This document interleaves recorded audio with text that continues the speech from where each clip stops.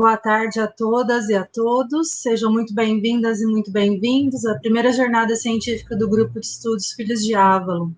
Nosso evento, em parceria com o canal Plurisaberes, o objetivo é que façamos um passeio pelo fazer acadêmico. Nesta tarde, teremos duas palestras, uma sobre dicas de escrita acadêmica e a outra sobre dicas de oratória, juntamente com exercícios fonoaudiológicos. Mas antes de começarmos de fato, gostaríamos de dar alguns avisos que foram enviados para todos os inscritos, mas que reforçamos aqui. A frequência será passada uma única vez, faltando meia hora para acabar cada palestra e não podendo ser reeditado. Portanto, preencham o formulário com cuidado. Os certificados serão expedidos em até 60 dias e serão retirados no próprio sistema da UES, na página onde as inscrições foram feitas. Fiquem atentos às nossas comunicações via e-mail e no site do evento. As dúvidas serão respondidas ao final, se houver tempo para isso. Se não, serão respondidas individualmente por e-mail a quem as formulou. Quando forem fazer perguntas, escrevam pergunta em caixa alta para que melhor possamos ver. Obrigada. Para abrirmos os trabalhos, vamos receber as palavras da diretora da FECLESC, a professora doutora Maria Lenúcia de Moura, uma filha de Avalon. Boa tarde, né? Eu quero dar saudações avalonenses, já que eu sou uma filha de Avalon também. É com enorme satisfação que dou as boas-vindas a vocês a esse evento grandioso, na minha opinião, né? Tão bem organizado pela professora Iris Rabelo. E quero dar as boas-vindas a vocês a essa primeira jornada científica do Grupo de Estudos Filhos de Avalon, né? Quero dizer da importância desse evento, né? Não só do grupo de estudos, faço parte do grupo de estudos também, da satisfação em estar ali conversando, ouvindo sobre a escrita dessas mulheres, sobre a vida dessas mulheres, né? Tenho participado pouco, mas sempre estou lá no Drive, ligada, ao receber os vídeos, participando, ouvindo, vendo os vídeos, as palestras. Devido às reuniões, não tenho conseguido entrar nos debates, mas quero agradecer enormemente a Iris pelo evento, não só pelo grupo de estudos, né, mas pelo evento, e desejar a vocês todos um excelente evento, que participem ativamente, que estejam presentes, e feliz evento para vocês. Boa tarde. Muito obrigada, Lenúcia. Professora Lenúcia, uma filha de Avalon muito querida. Pode dar continuidade, Rosana. Na sequência, vamos escutar a coordenadora do curso de letras da FECLESC, professora doutora Hélida Gama Chaves, também uma das nossas filhas de Avalon.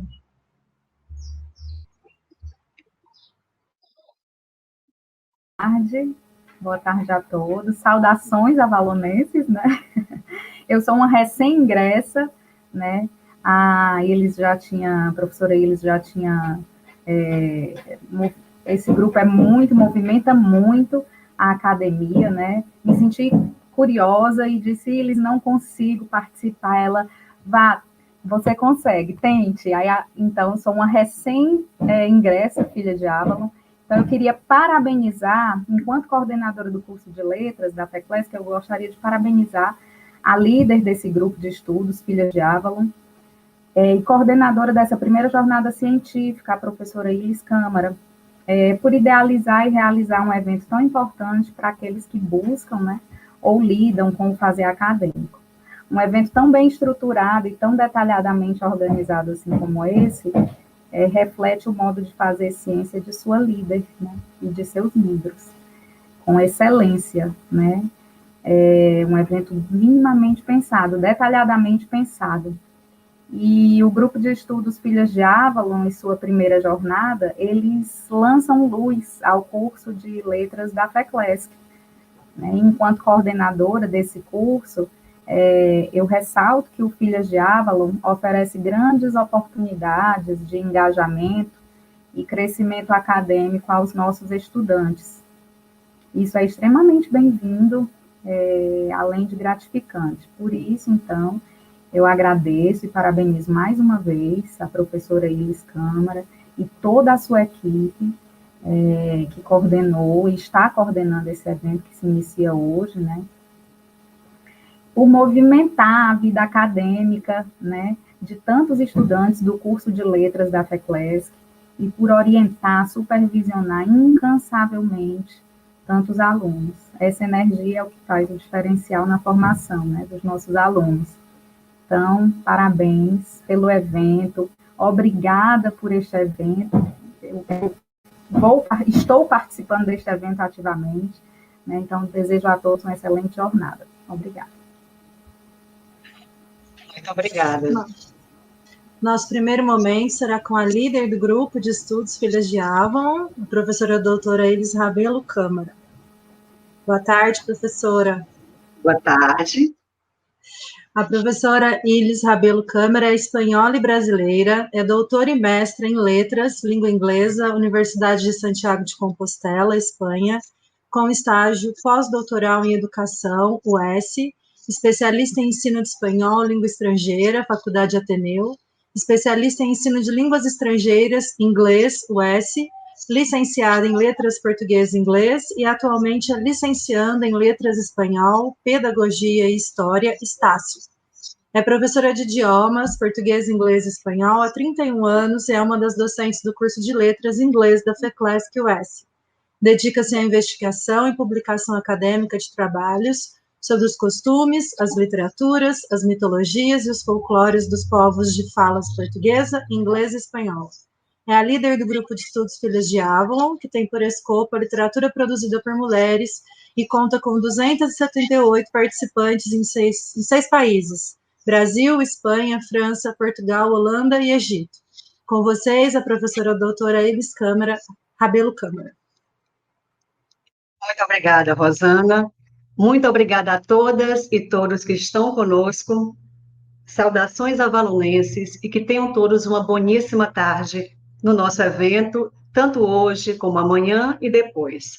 Como me foi apresentado esse panorama, né, que eu acho muito gentil, eu agradeço imensamente as palavras da nossa diretora, que também é filha de Avalon, professora doutora Lenúcia Moura, da nossa coordenadora, outra filha de Avalon, nossa amada, assim como também Lenúcia, muito amada, Hélida Gama Chaves. Muito obrigada, doutoras, por estarem conosco, por nos anfitrionarem nesse momento, por abrirem as portas, abrirem as alas, para que possamos passar com Filhas de Avalon.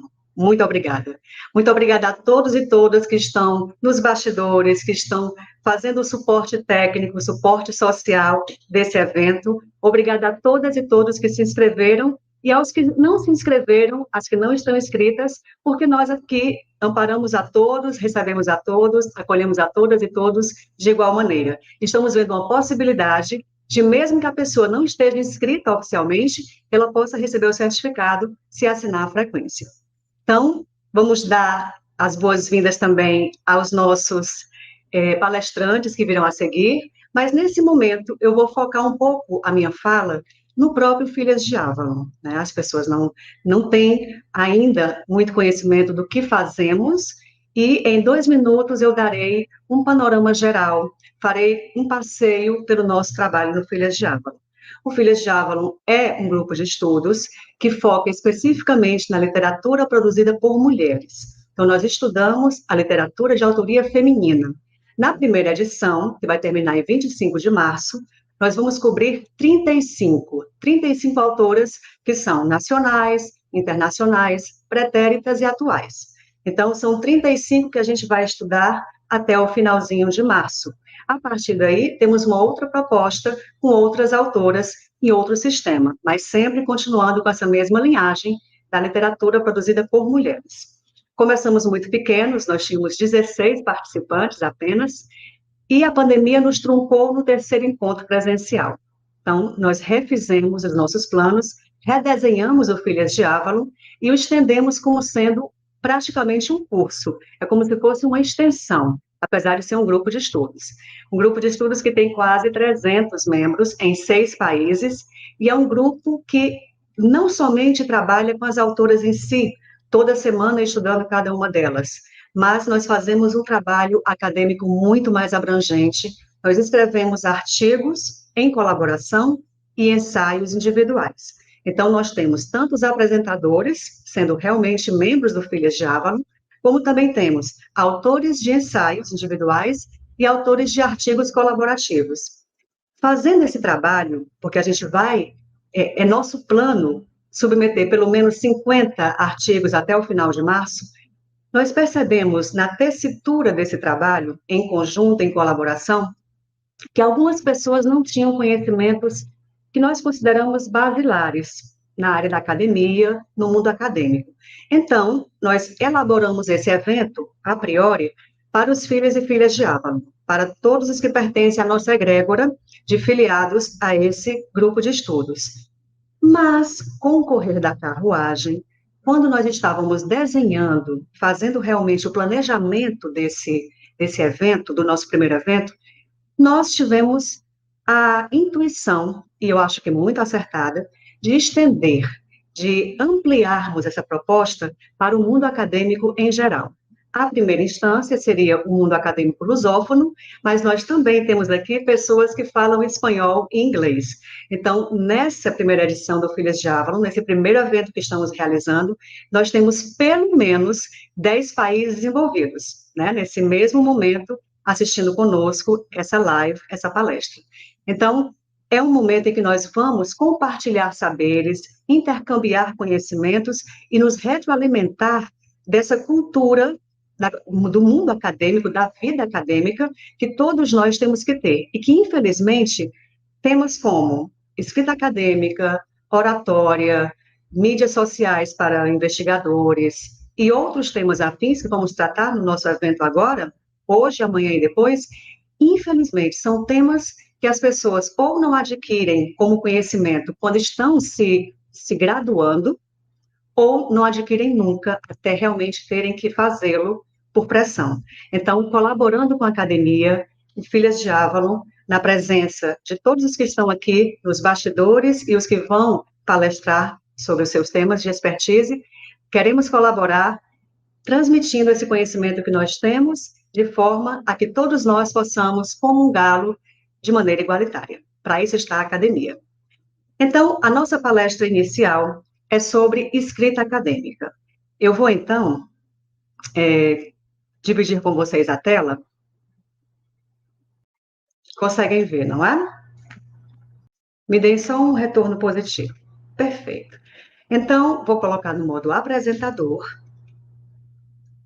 e vou fazer, na verdade, um en passant, porque é impossível nós tratarmos desse tema, que é um tema tão sumamente abrangente, em questão de 1h10 ou 1h15 no máximo, porque nós temos que ter um certo tempo para também termos a colaboração de vocês em forma de perguntas, de dúvidas, e para que nós não nos estendamos muito, nós tivemos o cuidado de catar, de coletar aquelas dúvidas que são mais presentes nos nossos alunos, nos nossos estudantes, nossos aprendentes, e também nas pessoas que se dedicam à publicação de artigos e trabalhos acadêmicos.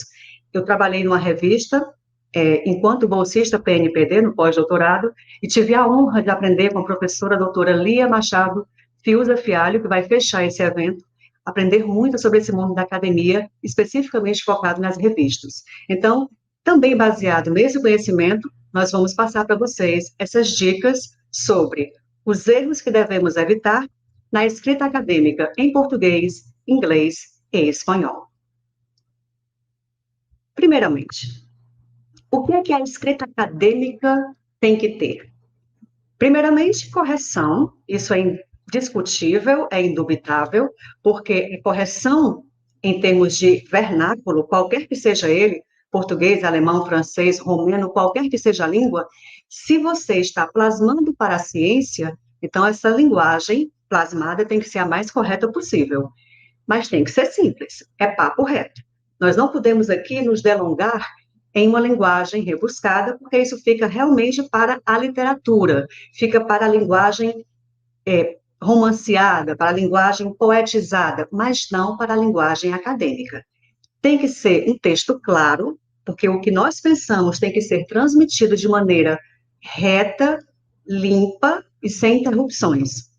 Tem que ser uma escrita precisa, cirúrgica. Nós não podemos dar voltas, porque essa volta que nós damos é em outro tipo de linguagem, para outro tipo de proposta, que é justamente a linguagem literária, que não é o caso.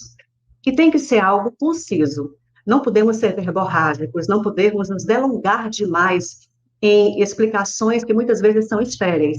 Então, quanto mais corretos, simples, claros, precisos e concisos somos na escrita acadêmica, melhor somos entendidos e mais facilmente o nosso artigo vai ser compreendido a ponto de ser, após submetido, publicado. Vamos, então, para a primeira língua, para a língua portuguesa, nos erros que nós detectamos como sendo aqueles mais comuns. Primeiro, escrever qualquer que seja o enunciado usando a primeira pessoa do singular. Esqueçamos isso. A linguagem acadêmica, ela é profundamente centrada na questão da humildade, do reconhecimento de que você é singular na pluralidade. Mas essa pluralidade, ela tem que existir. Então, a primeira pessoa do plural é que deve sempre nortear a nossa fala. Nós, isso, nós, aquilo. Ou você pode prescindir desse pronome e apenas usar o verbo, mais claro, conjugado na terceira pessoa do plural. Não podemos cair nunca na falha da incoerência ou da não coesão textual. Qual que é a diferença entre coerência e coesão? A coerência é o sentido, porque muitas vezes a gente pensa de uma forma, nós arquitetamos o pensamento de uma maneira, mas não conseguimos expressar tal como queremos. Então, muitas vezes nós plasmamos esse texto que está em nossa mente de uma maneira que nós compreendemos, mas o leitor não. Então, tenhamos muito cuidado de transmitir o nosso pensamento para a escrita de forma que as pessoas que venham a ler o nosso texto realmente compreendam. Isso é a coerência. E a coesão, o que é? É a ligação que há entre um parágrafo e outro, entre uma ideia e outra, para que nós possamos fazer um contínuo de ideias, que no mesmo parágrafo nós tenhamos a introdução, o desenvolvimento e a conclusão. E que os parágrafos se tornem uns após os outros, fazendo essa conexão sempre entre introduzir um tema, o desenvolver desse tema e a conclusão desse tema está bem delineado nesse artigo como um todo. Então, a coesão, que é a ligação entre as ideias, tem que existir. Sem ela, não há coerência. Evitar esses achismos. Eu acho isso, eu acho aquilo. Nós não achamos nada na academia. Tudo já foi achado de alguma forma e nós estamos dificilmente encontrando algo novo. Por isso que é tão desafiador o mundo laboral que encontramos na academia, porque sempre o que nós tratamos, alguém já tratou antes. Então, o cuidado que nós temos que ter com a questão do plágio, com a questão da referência às pessoas que realmente se dedicaram àquele tema antes de nós e publicaram antes de nós, e sempre basearmos a nossa fala e os nossos escritos, os nossos conceitos em alguém ou outras pessoas que vieram antes de nós. Preciosismo vocabular, dispensamos. É muito lindo falar bem, escrever bem, mas no mundo acadêmico, quando nós estamos trabalhando com a escrita acadêmica, esse preciosismo sobra. O que tem que realmente existir é uma coerência, uma coesão, eu reitero essa dualidade, e também a precisão na escrita, de modo que nós não nos delonguemos, não nos percamos em ideias que podem ser completamente estéreis, repetindo a mesma palavra, porque ela é muito importante aqui na nossa fala. Estrangeirismos com ou sem aportuguesamento. Se a palavra existe em português, e nós a temos em qualquer outra língua, pois esqueçamos essa outra língua e nos foquemos, nos centremos, nos dediquemos a trabalhar realmente com a língua portuguesa em escrevendo português. Ou seja, se nós estamos escrevendo em português, pois devemos dar vazão às palavras em português, mesmo que elas existam em outras línguas, sejam usadas, estejam na moda, mas nós prescindimos desse detalhe e focamos realmente no português. Deletar, hackear ou randomizado podem ser substituídas por apagar, por intrometer-se ou em vão. Né? Então, a gente vai procurar palavras e expressões que já temos em língua portuguesa. Evitar os barbarismos. O que é o barbarismo?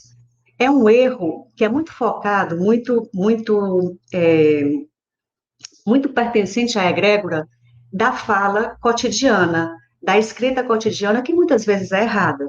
A gente fala uma ou outra expressão errada e acaba incorporando essa expressão de tal maneira que escrevemos da mesma forma. Então, o barbarismo é esse erro grosseiro da língua, no caso da língua portuguesa, e que nós podemos, se queremos, nós podemos evitar. Como, por exemplo, aeronáutica, em vez de aeronáutica. Ou estou meia cansada, em vez de estou meio cansada, porque o advérbio é meio, e ele não admite nenhum tipo de flexão ou qualquer coisa pelo estilo. Então, estou meio, sem variação nenhuma. Uso excessivo de vírgulas em frases longas. É muito comum nós vermos esse tipo de erro nos artigos. Períodos muito longos, que requerem que você use muitas vírgulas ou ponto e vírgulas. Não façam isso. É melhor quebrar essa ideia longa em pequenas ideias que são correspondentes, ou seja, períodos que são bem concatenados, mas que são melhor pontuados. Por consequência, nós temos também uma disparidade, muitas vezes, nos artigos, de parágrafos muito curtos, juntamente com parágrafos muito longos.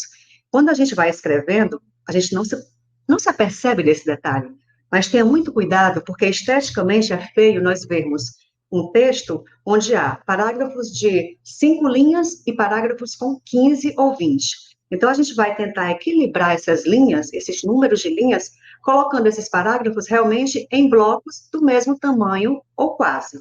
Não é uma regra, mas é algo que a gente pode fazer tranquilamente, né? Basta olhar o texto tal como ele está e trabalhar essa questão estética. Ambiguidade da mensagem por escolha errada de palavras. É muito comum que nós queiramos dizer algo, mas passamos uma ideia completamente diferente porque a escolha semântica que nós fizemos não coaduna com a mensagem que nós queremos passar. Então, tenhamos muito cuidado com essa escolha de palavras que podem ser belas, podem ser palavras que não são tão pertencentes ao nosso cotidiano, e nós queremos inovar, mas pode ser que essas palavras tragam ambiguidade para o nosso texto. É muito comum também a gente ver textos escritos que começam, ou de alguma forma têm no seu contexto, expressões como o texto diz, o texto fala. O texto ele é inanimado, então ele não pode dizer, não pode falar. O que é que nós podemos usar aqui? Qualquer outro recurso estilístico que não seja animando o que é inanimado. Se o texto não tem vida própria, nós é que fazemos a vida desse texto surgir, então nós não podemos falar que o texto diz ou o texto fala. No texto, nós tratamos sobre tal assunto. Então, coloque-se você como sendo o ser animado que vai trabalhar nesse texto, que vai, através das palavras, atingir o leitor. Tá certo? Esqueça essa animação de algo que é inanimado. Repetição excessiva de palavras. É muito comum nós vermos essas repetições de palavras que podem ser trocadas por outras. Podem ser trocadas por sinônimos, por antônimos, por pronomes, por outros referenciais. Então, quando a gente está escrevendo, é muito interessante que nós tenhamos sempre por perto um dicionário de sinonímia e antonímia, ou seja, um dicionário de antônimos e sinônimos, tá certo? Para que nós possamos, então, ampliar esse campo semântico, enriquecendo esse nosso trabalho com palavras que são similares, mas que não são iguais. Ordem invertida. É extremamente presente esse tipo de construção, em que o autor ele vai inverter. Ele começa com o objeto, termina com o sujeito e o verbo fica no meio. Isso é linguagem literária, não é, em absoluto, linguagem acadêmica. Então, em vez de falar, em vez de escrever, ao tema referente, atentos seremos, o que é que nós vamos fazer? Sujeito, verbo, complemento. Nós, ou tiramos esse nós, seremos atentos ao tema referente, ou seja, sujeito, verbo, complemento. E não, como tínhamos antes, ao tema referente, atentos seremos, que é objeto, verbo e sujeito. Então, essas inversões, elas não são tão bem vistas quando a gente está trabalhando em torno da linguagem acadêmica. Cacofonia. Professor, o que é cacofonia? A cacofonia é uma, digamos assim, é um som desagradável, né? O cacos fonos é o som desagradável que nós produzimos exatamente pela junção de palavras ou de sílabas que se chocam de maneira a tornar aquela palavra que nós queremos emitir diferenciada, mas negativamente. Em vez de falarmos, por exemplo, uma por cada tratamento, né? Enfim, não está errado. Mas se nós falamos rápido, dá a entender que estamos falando de uma vara de porcos, né? Ou algo parecido. Então, uma porcada, a gente já lembra aí de porcos, de vara. Então, evite essas palavras que podem ter som desagradável, não quando estamos lendo, mas quando estamos falando. Porque muitas vezes o texto não é somente para que nós o leiamos, mas para que nós o falemos, o leiamos alto. Então, realmente, nesse momento, a gente tem que ter um cuidado com esse leitor que pode fazer uma linguagem aparentemente, digamos assim, não sei nem o que adjetivo usar, uma linguagem simples, tornar-se um problema para quem está lendo esse texto. Nessa mesma esteira, nós temos a colisão. O que é a colisão? A colisão é essa junção de sons desagradáveis, porque são semelhantes, ou seja, são sons muitas vezes sibilantes, como a gente vai ver agora, que se chocam. Quando nós estamos lendo um texto, não nos interessa muito, não nos importa muito a questão da colisão. Ela pode desagradar a algum leitor, mas quando nós estamos lendo o texto em voz alta, aí sim pode haver um problema, especificamente para quem tem algum tipo de problema na oclusão de palavras, né? A questão mesmo da pronúncia. Então, se nós falarmos, se você se sair satisfatoriamente bem, seremos salvos. Não está errado. Digamos que sintaticamente está certo, semanticamente está certo, mas quando nós escutamos, acusticamente, essa colisão é desagradável. Se sair satisfatoriamente, seremos salvos. Então, quem está escutando pode ficar um pouco, digamos que incomodado com essa tua fala devido ao solacismo, certo? Perdão, devido à colisão. O solacismo vem agora. O solacismo é bem mais grave do que a colisão, porque, na verdade, é uma quebra da sintaxe. No solacismo, nós vamos esquecer as regras sintáticas, que são tão importantes, não são preponderantes, mas são importantes, e acabamos incorrendo em erros grosseiros, do tipo, me esqueci em vez de esqueci-me. Nós sabemos que, em português, nós não devemos começar nenhum enunciado com pronome oblíquo. Então, esse me esqueci está errado. Tu veio em vez de tu vieste.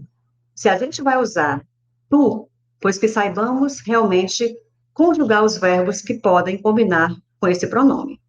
Então, tu veio está completamente errado. Ele veio, ela veio, terceira pessoa do singular, mas não na segunda pessoa do singular. Eu lhe abracei em vez de eu o abracei. Eu estou falando de uma pessoa, por exemplo, se eu digo eu lhe abracei, eu abracei uma terceira pessoa. Mas muitas vezes a gente escuta algo como eu lhe amo. A pessoa te diz eu lhe amo. Não se convença disso, tá? A pessoa não te ama de forma nenhuma. Ela ama uma terceira pessoa. Porque se amasse você, diria eu te amo. Então, eu lhe amo é com relação a uma terceira pessoa. Assistir o filme. Errado. Assistir ao filme. Nós assistimos a algo ou algo parecido quando nos referimos à função de expectação. Estamos expectando, estamos vendo, assistindo, mas no sentido de ver mesmo, de enxergar. Porque assistir com o objeto direto logo em seguida é o quê? É ajudar. Então, assistir a doente, assistir ao enfermo, perdão, assistir o enfermo. Agora, assistir ao enfermo, esse ao deve ser um filme, tá? Mas não é a pessoa, porque esse ao realmente refere-se ao verbo nessa função de enxergar ou de ver. Excesso de citações diretas, é muito comum vermos isso nos artigos, isso é terrivelmente mal visto, porque dá a entender para quem está lendo aquele texto que a pessoa não tem muito conteúdo e se fia no conteúdo de outrem. Ou seja, ela vai citar de maneira direta pessoas que têm autoridade para falar sobre o tema, E ela vai ganhando espaço no texto. Então, um texto com muita citação direta, ele é muito pobre, porque ele mostra claramente que o autor do texto não é seguro das ideias que apresenta e tem que se amparar em outra pessoa, tomando espaço do seu texto que poderia ser escrita por ele próprio. Então, tenham muito cuidado com isso. Arcaísmo.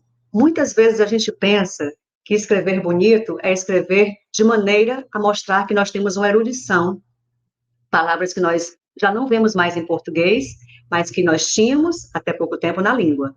Tenham cuidado com isso, porque se você usa uma palavra que as pessoas não reconhecem como sendo uma palavra arcaica, você pode cair num erro grosseiro, chamado arcaísmo. Exemplo, nojo. Nojo, antigamente, não era somente o asco que nós conhecemos hoje, o nojo, o asco, a aversão. Não é somente isso. Antigamente, até bastante tempo atrás, nojo significava luto. Nós tínhamos, inclusive, uma licença, né? Chamava-se licença nojo, licença de luto, por tantos dias por perder uma pessoa ascendente ou descendente. Então, se você quer falar de luto, que é um tema que nós realmente nesse momento, estamos todos, de alguma forma, convivendo, devido, infelizmente, à pandemia da Covid-19. Então, os dias de luto passaram. E que o que eu esteja falando aqui seja realmente um vaticínio. Que as pessoas que perderam entes queridos, entes amados, os dias de luto passem e não mais voltem. Então, luto aqui sendo realmente a palavra que nós usamos, e não mais a palavra nojo. Gerundismo. Esse erro, infelizmente, é muito, muito, muito comum. Exemplo, professora, eu estarei enviando um e-mail para a senhora mais tarde. Esse tempo verbal não existe em português, ele existe em inglês. É o chamado future continuous, é o futuro contínuo. Uma ação que vai estar acontecendo no futuro. Mas em português nós não temos. Nós temos futuro do presente, futuro do pretérito, mas esse futuro especificamente, que é o future continuous, que é o futuro contínuo, nós não temos. Como foi que começou a língua portuguesa a incorporar esse vício terrível de linguagem? Quando nós tivemos acesso massivo aos call centers, né? Então, aquelas pessoas que implantaram no Brasil sistemas de call centers, elas treinavam os seus funcionários com os scripts, e ali realmente o modelo americano, e, aliás, o modelo anglófono como um todo, ele adota essa forma verbal porque é realmente algo, além de ser formal, é também bonito, né? Para se tratar com o cliente é essencial. Mas, claro, em português não, né? Então, a gente incorporou essa expressão, essas expressões, essa forma verbal, que esse tempo verbal que não existe, para nós que falamos a língua portuguesa como língua vernácula. Por falar nessas erudições que são, digamos assim, de fachada, temos também aqui alguns erros que delatam a pseudo-erudição. Exemplo, na minha opinião pessoal, está errado, professora? Não, não está errado, não. Só que se você não for uma pessoa e, digamos assim, seja um expert na área, a tua opinião pessoal não vai pesar em nada. É como diz, né, como a gente fala muito aqui no Ceará, nem influi nem contribui. Nem influi nem contribui. Então, na minha opinião pessoal, fica somente para quem é douto no assunto, tá? Se você não é douta ou douto no assunto, exima-se de usar essa expressão, na minha opinião pessoal. Erros que são muito, muito visíveis, não somente nos textos, mas também na fala das pessoas, são muito audíveis. A nível de, né? A nível de Brasil, a nível de Ceará, isso não existe, é em nível de Brasil, em nível de Ceará, e por aí vai. Também não.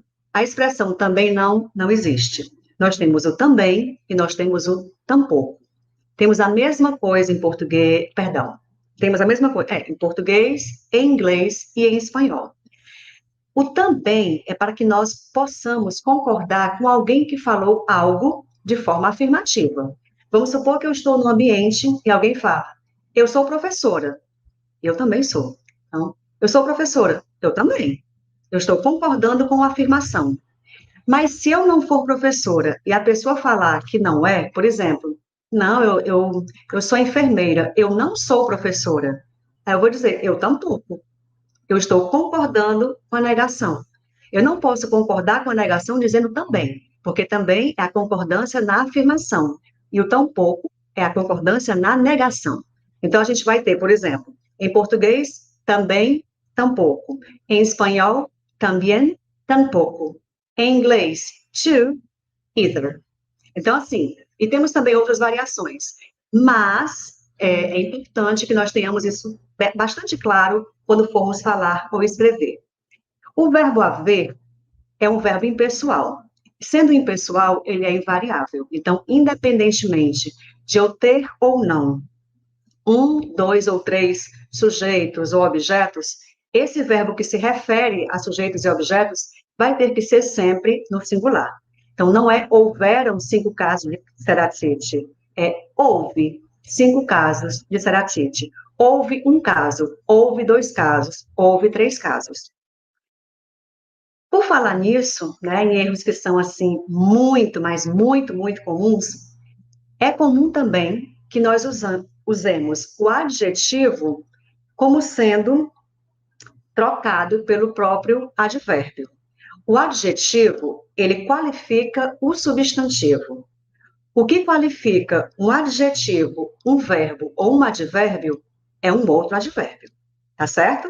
Então, por exemplo, os resultados foram positivos, independente das poucas variáveis disponíveis. Erradíssimo.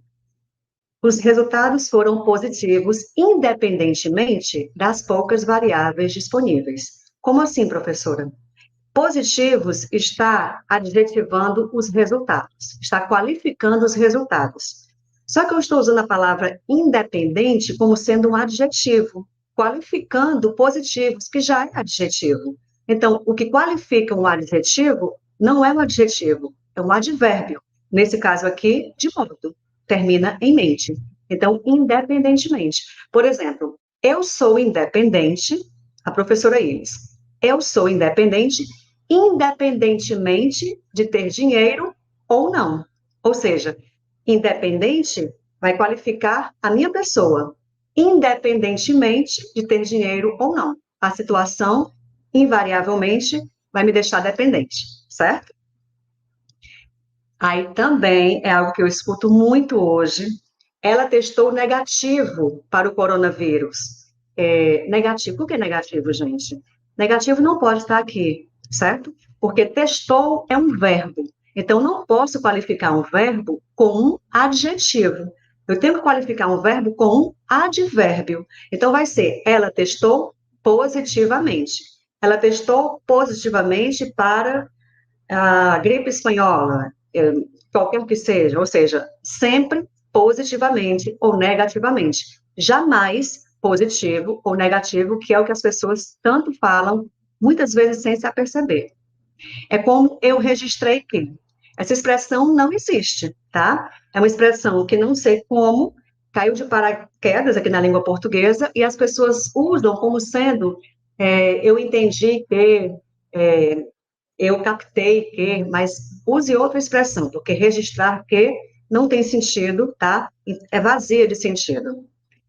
E é muito comum, é bastante, digamos assim, presente, nós vemos nas comunicações, e-mails e outros afins, em anexo. Em anexo está errado, tá? Ou você usa anexa ou anexada, anexo ou anexado. Por exemplo, a foto segue anexa ao documento. Ou, por exemplo, anexada ao documento está a foto, ou envio a foto, mas não em anexo, porque essa expressão é completamente estéril. Tão estéril como para além disso. Aqui é um pleonasmo totalmente desnecessário, como são todos os pleonasmos, especialmente os que são viciados, né? Então, além disso, para lá de, tem muito mais sentido do que para além disso, tá certo?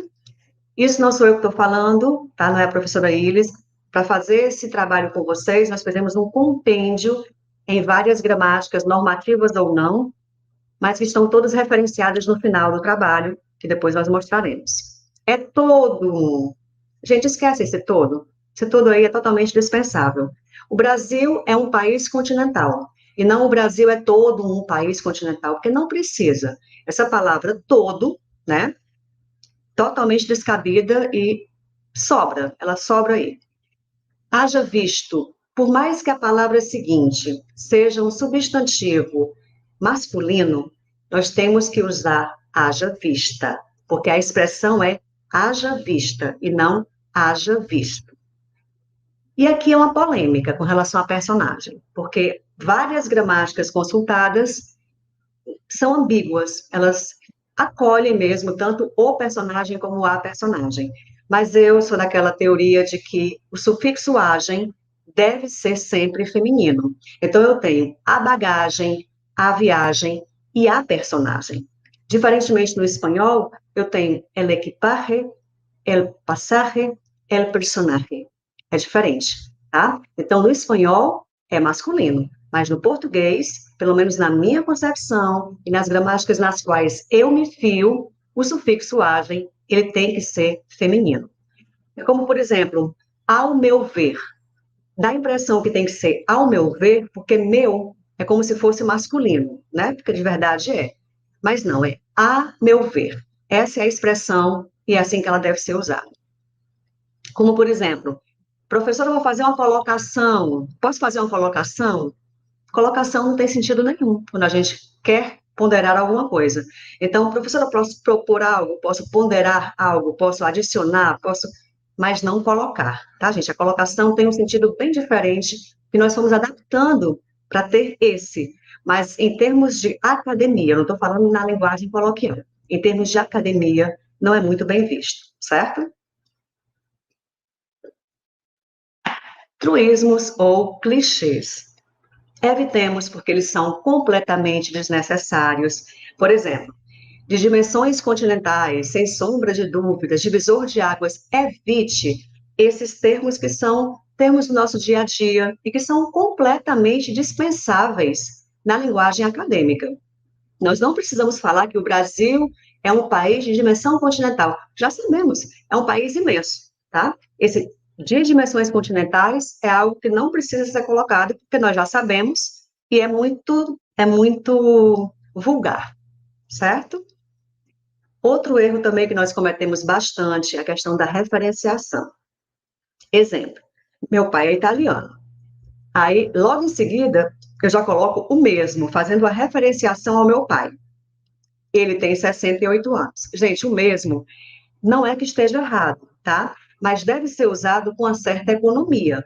Ele tem que ser usado mais para o final daquele contexto em que se está falando do meu pai. Como é que seria a forma correta de nós trabalharmos esse termo? Meu pai é italiano, ele tem 68 anos, ou seja, esse pronome, ele já faz referência ao meu pai, para que eu não tenha que repetir meu pai, né? Não precisa. Então, meu pai é italiano, ele tem 68 anos, trabalha na França e o mesmo viaja muito. Aí sim, o mesmo pode ser usado, porque eu já estou bastante longe do termo meu pai, tá certo? Então, o mesmo tem que ser usado com muita parcimônia, com muita economia. É como, por exemplo, expressões como fio condutor. Não use isso, né, que é o leitmotiv. É um pleonasmo, ou seja, todo fio, ele conduz para um lado ou para o outro. Todo fio é condutor, de qualquer coisa, de algo. Então, é uma expressão que não se deve usar. As pessoas usam muito essa, né, que eu não sei pronunciar em alemão, leitmotiv, assim, enfim, como sendo um substituto. Mas não faça isso. Tente trocar essa palavra, essa expressão, na verdade, por ideia central, fio, o cerne da questão, tá certo? Mas não esse fio condutor, que realmente é muito lugar comum. E a gente tem que ter cuidado com o lugar comum da tautologia, que são aquelas expressões vazias, que são junções de adjetivos e advérbios desnecessários. Exemplo, bela caligrafia. Esse termo está erradíssimo, porque cali é bonita, grafia é escrita. Então, eu digo, você tem uma caligrafia, você tem uma bela grafia, mas não você tem uma bela caligrafia, porque bela caligrafia, em termos gerais, é o quê? Uma bela grafia. certo? Então, a gente tem que ter esse cuidado na hora de escolher essas palavras, a hora de escrever, especificamente se for uma linguagem acadêmica. É como infraestrutura básica, toda infraestrutura, ela é básica, né? É diferente da supraestrutura, que ela realmente tem outra atuação. É como, por exemplo, prosseguir em frente e voltar atrás. Prosseguir já é para frente, então, prosseguir é em frente mesmo. E voltar tem que ser para trás, não tem como ser diferente. É o que a gente chama de tautologia, que vem do grego, né, como uma grande parte de nossas palavras, dos nossos verbetes, vem realmente do grego. É uma mistura de grego, latim e outras línguas, como nós sabemos, mas não vamos entrar no mérito agora, porque o mérito aqui é outro.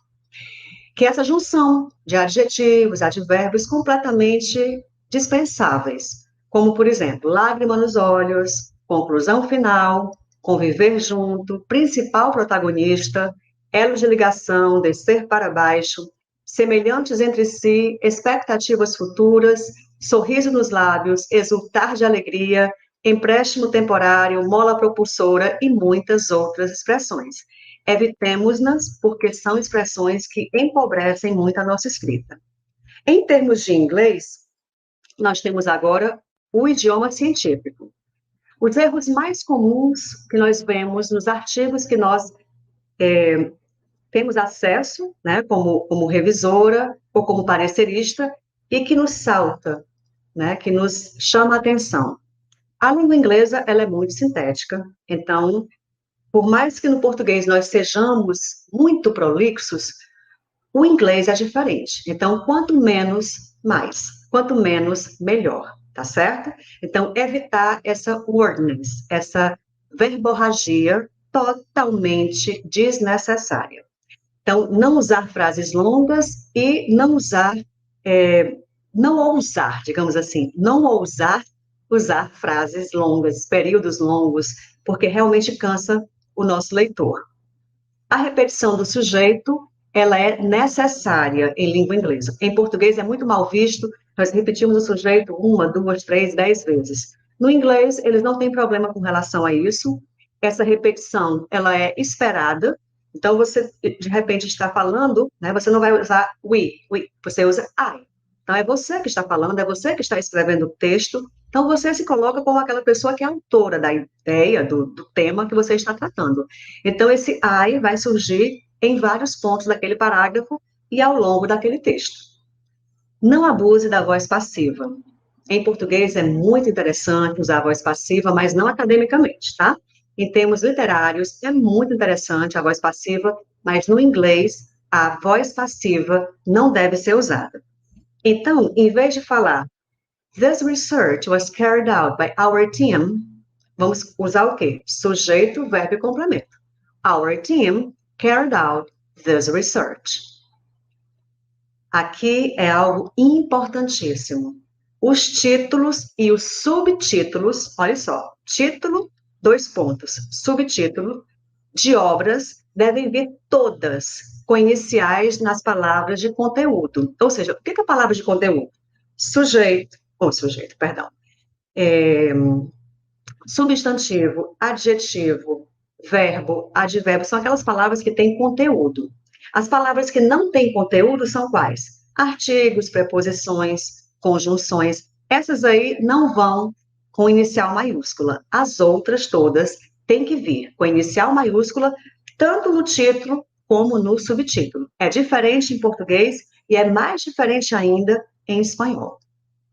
A vírgula, ela deve, não é que ela pode, ela deve ser usada antes da palavra and em enumerações com mais de 3 elementos. No português não é assim, mas se nós tivermos, por exemplo, 3 elementos ou mais, essa vírgula, ela vai ter que vir antes da palavra and. Por mais que nos pareça errado, em inglês não é. Assim como não é errado usarmos the entre on e one hand, ou seja, por um lado, por outro lado, né? Por um lado, on the one hand. Por outro lado, on the other hand. Então, esse the, ele tem que existir, e as pessoas não se lembram disso, colocam on one hand, on the other hand. Mas não, é on the one hand, on the other hand. Negativas duplas. Nós temos esse daqui em outras línguas, né? A gente tem no francês, por exemplo. Eu não sou brasileira. Je ne suis pas brésilienne. Aí sim. Je ne suis pas. Ne pas. São negativas duplas. Em inglês, nós tínhamos, porque nós tivemos uma influência normanda, franco-normanda, de 1066 até mais ou menos 300 anos depois. Tanto que a língua inglesa, ela é latinizada, ela é largamente latinizada por essa influência normanda que nós tivemos depois da Batalha de Hastings, em 1066. E esses 300 anos que se seguiram, com os normandos à frente da Inglaterra e das Ilhas Britânicas, latinizaram e dulcificaram aquela língua que era tão anglo-saxã na sua origem, que era tão dura muitas vezes, porque tem realmente uma raiz saxônica, né? É uma raiz um pouco mais dura, como também é o alemão e línguas afins. Então, para a língua francesa, o franco-normando, por exemplo, o francês hoje e outras línguas também, essa dupla negativa é esperada, é o certo, tá? Quando a gente não faz a negação dupla, está errado. Mas no inglês, com o passar do tempo, algumas modificações para melhor exigiram que nós tirássemos alguns detalhes, como as negativas duplas. Para melhor como, professora? Não há flexão praticamente nenhuma de verbo. Nós não temos flexão, por exemplo, a gente não tem as desinências de número, de pessoa muito bem definidas. Nós temos um gênero neutro, né, no inglês, como temos também em outras línguas. E, por exemplo, os adjetivos, eles não coadunam com substantivos. É o mesmo gênero, é a mesma flexão de número, de pessoa, né, para todos. Então, realmente nos facilitou muito. Temos facilidades no inglês, claro, tem o outro lado que é a pronúncia, mas algumas facilidades foram adicionadas à língua quando ela começou a se expandir demais. Evite começar frases com it is, que é muito comum nós começarmos assim, até porque em português é assim, né? É isso, é aquilo, é como no francês, ce, e a gente continua, então, é algo que nós herdamos da latinidade, mas quando vamos para o inglês, que é uma língua, como eu falei, anglo-saxônica na sua origem, isso acaba se chocando um pouco com essa raiz mais dura. Então, em vez de falar, it is important to learn about global warming, tente falar, global warming is an important subject to learn about, certo? Sujeito, verbo e complemento.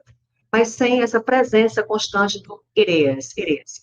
E, realmente, o que nós temos que ter muito claro e evitar sempre é a contração de verbo com o sujeito, né, ou qualquer outra contração similar nas construções acadêmicas, certo? Em vez de falar we are developing, vemos muitas pessoas escrevendo, publicando com as contrações do tipo we are developing. Erradíssimo. Então, we are developing, ok? Sempre sujeito, verbo, complemento, ou que seja, mas sem contração. É interessante que nós utilizemos conectivos requintados para prover uma coesão maior ao nosso texto, do tipo thus, hence, however, in addition, moreover, although. Tente não repeti-las. Então, são expressões que nós temos abundantes na língua inglesa e que podem substituir aqueles conectivos que nós usamos no dia a dia. Evite a inversão na ordem dos modificadores. Em inglês, nós temos o substantivo depois do adjetivo. No português é o substantivo e depois o adjetivo. No inglês é totalmente o contrário. É o adjetivo e a seguir o substantivo. Há exceções? Claro, dependendo, se a gente está usando o verbo de ligação, isso muda. Mas, normalmente, o modificador vem antes do substantivo, tá? Então, vamos supor que eu diga assim, that involves the procedure requested. Por que está errado?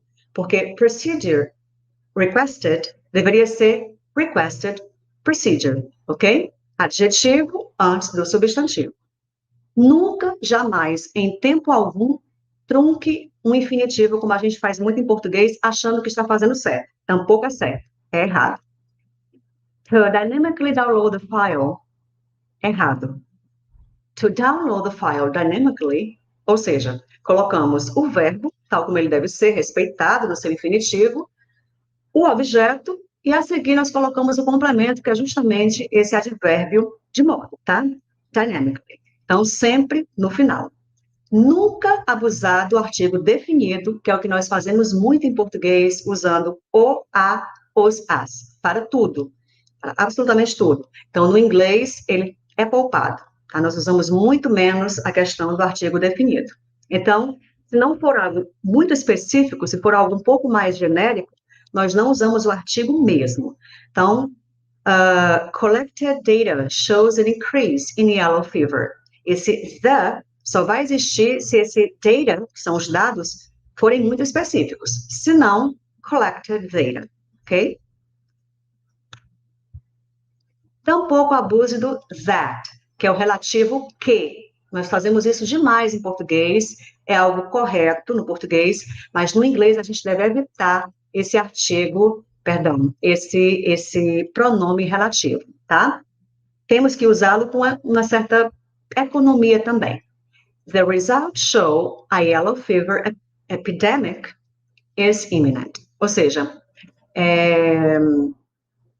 temos que ter esse cuidado sempre, tá? Eu aconselho que vocês evitem realmente usar o that quando ele não for extremamente necessário.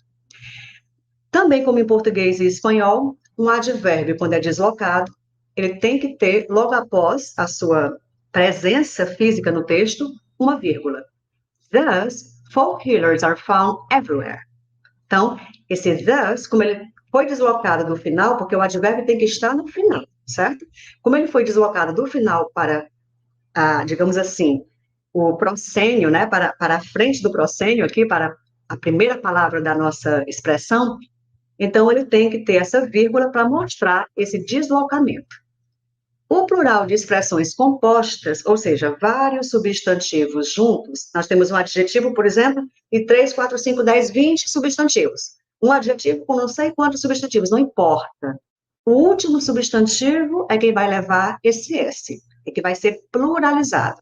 Então, multiple component distribution mechanisms, com S no final, somente nessa última palavra, tá? Que aqui fecha esse sintagma nominal. Não use apóstrofo para formar plural. A gente vê muito, as pessoas não sabem pluralizar, né, não memorizaram aquelas regras, não as dominam, e acabam usando o apóstrofo S. O apóstrofo S, ele é o quê? Ele é caso genitivo, ele é a contração do sujeito com o verbo. Se esse verbo estiver, por exemplo, se for o verbo to be, se for o verbo to have, né, na sua forma de has, né, com he, she, it, que nós sabemos, então, tenha um certo cuidado, tá bem? Tenha cuidado também com substantivos incontáveis, que para nós, no português, são totalmente contáveis, mas que em inglês não são. Então, software, research, music, information, advice, news, power, money, advertisement e muitas outras palavras não são contáveis. A gente tem mecanismos para contar essas palavras. Por exemplo, bread, que é pão, né? Eu não vou dizer, give me 2 breads, dê-me 2 pães. Não, eu vou dizer, give me 2 loaves of bread, dê-me 2 fatias de pão. Então, a gente tem as fatias, a gente tem pieces of, pedaços de. Então, eu não vou dizer assim, I'll give you two advices, jamais. Não, eu vou te dar 2 conselhos. I'll give you 2 pieces of advice. Eu vou te dar 2 pedaços de conselho. Então, apesar de ser muito estranho para nós, para eles é o que há de mais correto. Evitar o numeral one, quando eu puder trocá-lo pelo artigo indefinido. A ou a e an. Exemplo, a gente fala muito assim em português, a gente transfere, né, a transferência negativa, como nós falamos na linguística. One important problem is. Evite esse one, tá? One é mais quando for o número mesmo, o numeral representado no número. Então, an important problem is. Tá certo? Muito cuidado com os phrasal verbs. Para mim, foi sempre o meu calo, até hoje é. Né? Eu tenho 31 anos de magistério de língua inglesa, tenho 48 anos, comecei a estudar inglês com 12, mas mesmo assim, ainda estou apanhando desses phrasal verbs. Então, tenham muito cuidado. porque são aquelas velhas cascas de banana que nós encontramos em todo lado para onde vamos, que tem a língua inglesa. Ao se referir a uma figura, tabela, capítulo, seção, subseção, o que seja, tá? Pelo número, devemos usar a inicial maiúscula, perdão. In section 3, in chapter 2, in table, qualquer coisa. Então, esse section, table, tem que ser realmente com letra maiúscula, porque se refere aos títulos que já vimos anteriormente. Então, in section 3, we describe esse section com letra maiúscula. Agora, um pouquinho sobre a língua espanhola, que é uma língua falada em 21 países e que nós, infelizmente, não temos aquele incentivo de aprendermos, mas deveríamos, porque somos cercados por latino-americanos e somos, na América do Sul, o país que foge a essa necessidade de falar uma língua que todos os outros falam e que nós deveríamos falar, mas não falamos. Então, eu realmente animo a todas e todos que busquem aprender. É uma língua que não é fácil, é uma língua muito, muito laboriosa, não somente para se escrever nela, mas para usá-la em todos os aspectos, inclusive na fala. Então, realmente vale muito a pena aprender espanhol, falar espanhol, porque realmente é uma língua que academicamente é muito válida, tanto como o inglês, não tanto quanto, mas chegaremos lá com certeza. É muito comum, quando a gente escreve em espanhol, praticar erros com relação aos queísmos. O que é um queísmo e um dequeísmo? Queísmo é quando, por exemplo, nós usamos o que, né, o pronome relativo que, quando deveríamos usar de que, porque o verbo, ele exige na sua regência uma preposição, e nós não sabemos. O verbo acordar-se, que é o verbo lembrar, é acordar-se de algo, ou de alguém, de uma pessoa, de algo. E a gente não usa. A gente, por exemplo, escreveria tranquilamente, acuérdense que vamos todos. Erradíssimo. Acuérdense de que vamos todos. Porque acordar-se tem que ter essa preposição logo em seguida. E os dequeísmos é justamente o contrário. Nós colocamos uma preposição antes desse pronome relativo quando ela não deve existir. A Juan le dijeron de que ella lo estava esperando. Errado, porque o verbo dizer, né, não exige uma preposição logo a seguir. A Juan le dijeron que ella lo estava esperando, certo? Então, a gente tem que ter muito claro os verbos que exigem e os verbos que não exigem as preposições, e quais são elas e como usá-las. Evitar os gerúndios, porque em espanhol a gente não usa muito gerúndio, tá? A gente percebe que nas antigas metrópoles, né, e isso ficou realmente na língua, o infinitivo é a tônica. E nas antigas colônias, o gerúndio sempre foi a tônica. Então, a gente vê isso em qualquer língua de metrópole e de colônia, respeitadas essas diferenças históricas. Então, em vez de falar, estou trabalhando com novas estratégias de leitura, eu vou dizer, trabalho com novas estratégias de leitura. Então, por mais que eu esteja trabalhando agora, eu vou dizer trabalho, e não estou trabalhando. Outra coisa também, nunca usar muito esse yo. Trabalho, estudio, leio, comunico, qualquer coisa, mas sempre evitando usar esse sujeito, né, esse sujeito eu, esse pronome eu, tão a miúde, tá certo? Isso é muito do português, mas isso não é do espanhol. Assim como não é do espanhol, nós usarmos o infinitivo sem a preposição a antes. Não é, por exemplo, vou estudar más para poder aprobar as oposições. Não. Vou a estudar más. Vou a decir, vou a trabalhar, vou a viajar. Sempre esse infinitivo precedido da preposição a.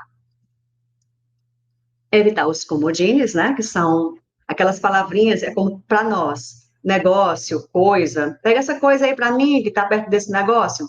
Então, em espanhol também é muito mal visto, não somente na escrita acadêmica, mas em qualquer circunstância de uso dessa língua.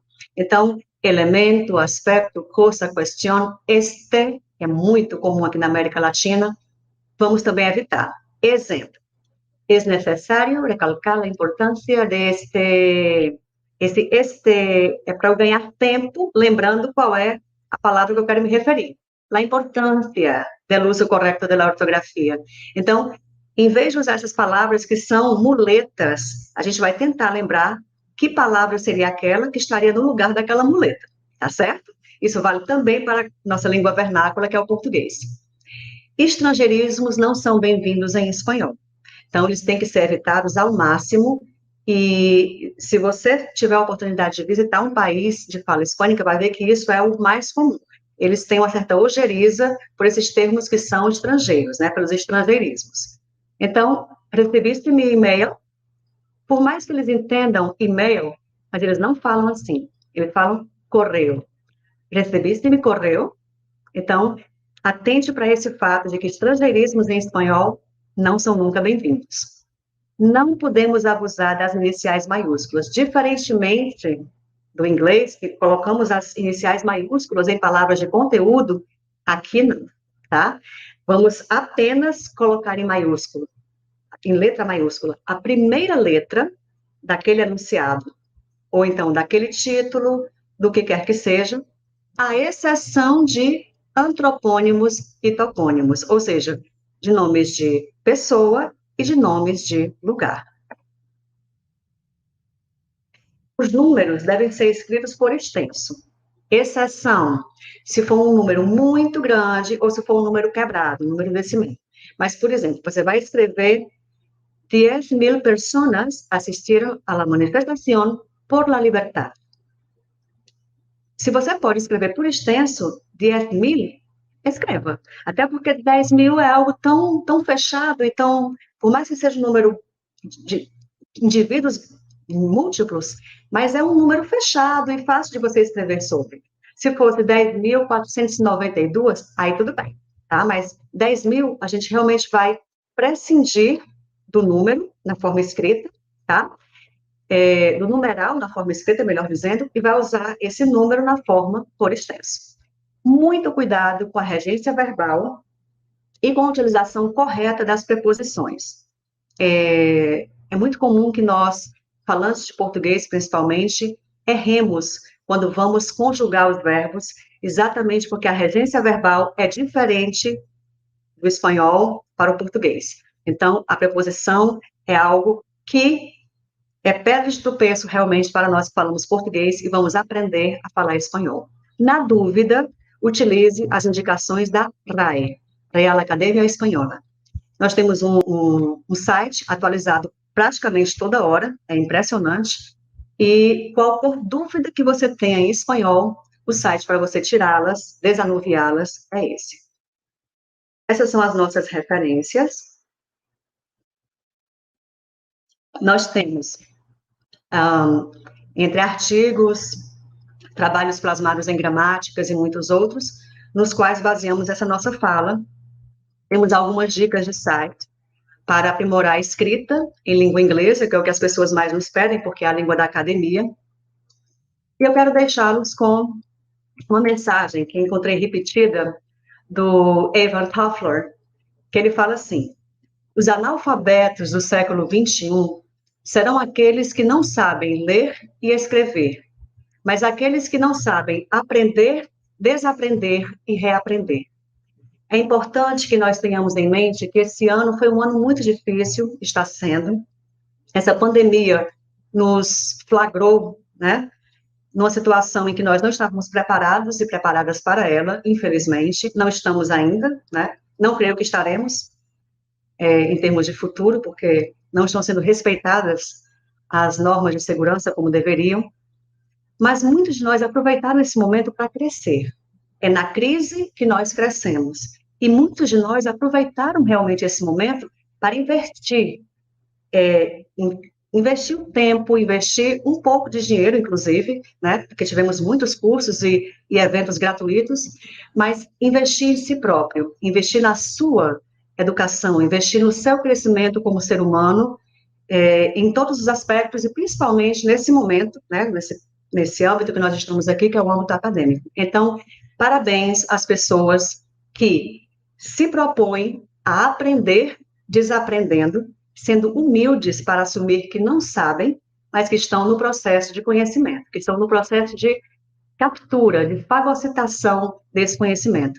E nós esperamos francamente, que esse momento para vocês tenha sido de crescimento, apesar de rápido, não podemos ser diferentes, né, na proposta que temos, mas eu quero deixá-los, por fim, com esse poema que eu acho fundamental que nós saibamos de cor. É de Antônio Machado, um espanhol, foi muito perseguido na ditadura de Franco. Sabemos que Franco, ele foi um ditador terrível, que ficou de 36 a 75 do século passado, 1936 a 1975, regendo a Espanha com mão de ferro, e muitos de seus desafetos desapareceram, foram mais de 600 mil desaparecidos, sem contar com os que apareceram depois já, enfim, mortos, não é? E Antônio Machado era um poeta, era uma pessoa que realmente falava contra o governo, ou o desgoverno do Franco, do Francisco Franco. Infelizmente, teve que sair às pressas da Espanha, deixar a sua Andaluzia, que ele tanto amava, e encaminhar-se para a França. Ele cruzou os Pirineus, onde eu, inclusive, morei, ele cruzou a pé. E ele, infelizmente, morreu pouco tempo depois, depressivo, sem conseguir mais voltar para sua terra natal. E, em português, o seu poema mais famoso diz assim: caminhante, a tuas pegadas, o caminho e nada mais. Caminhante, não há caminho. Faz-se o caminho ao andar. Ao andar, faz-se o caminho. E ao voltar a vista atrás, vê-se a senda que nunca há de se voltar a pisar. Caminhante, não há caminho, senão as marcas no mar. Esse poeta grande, que faleceu prematuramente, muito de desgosto, mesmo por não conseguir voltar a tempo para sua terra, nos deixou tanto esse como muitos outros poemas que são muito utilizados em obras em espanhol. Assim que, muito obrigada, saudações avalonenses, estou aberta a tirar qualquer dúvida, a responder qualquer questionamento que vocês tenham, e desejo a todos um excelente momento de crescimento, não somente agora, mas durante todo o nosso percurso nessa jornada acadêmica. Muito obrigada. Obrigada, professora Iris. E para mediar este momento, chamo a professora doutora Maria do Socorro Pinheiro. Maria do Socorro Pinheiro possui licenciatura plena em Letras pela Universidade Estadual do Ceará, mestrado em Letras pela Universidade Federal do Ceará, doutorado em Literatura e Interculturalidade pela Universidade Estadual da Paraíba, e estágio pós-doutoral em Linguagem e Ensino pela Universidade Federal de Campina Grande. Atualmente, é professora adjunta da Faculdade de Educação, Ciências e Letras de Iguatu, FLEC-US, e docente permanente do mestrado interdisciplinar em História e Letras, MIL-US. Tem experiência na área de letras, com ênfase em literatura brasileira, atuando principalmente nos seguintes temas: literatura popular, poesia erótica e lírica feminina. Passo a palavra agora para a professora, a doutora Socorro. Boa tarde a todos, a todas que estão participando desse evento. Boa tarde também, professora Ilis Rabelo Câmara.